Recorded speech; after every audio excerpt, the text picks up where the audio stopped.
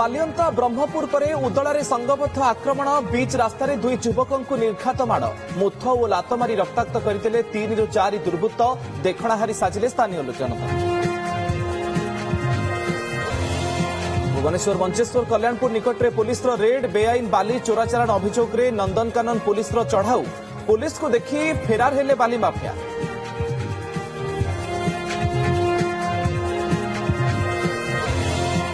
Brahmapur station रे आदिवासी मेली दिल्ली रे हेबाकु थिबा जनजाति सांस्कृतिक कार्यक्रम रे जोग देबाकु एकाठी 1500 रु अधिक लोके जनजाति सुरक्षा मंच पक्षरु यात्रा गंजाम गजपति और कंधमाल जिलार शताधिक आदिवासी सामिल।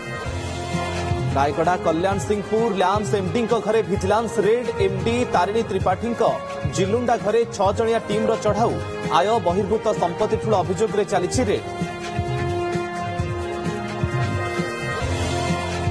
भंजनगर पौराध्यक्ष घर उपरकू बोमा माड़ अध्यक्ष घरे नथिबा बेले होईछि बोमा माड़ राति प्राय 12:30 रे बोमा माड़ कले दुर्बृत्त परिवार लोके भयभीत पुलिस तदंत जारी।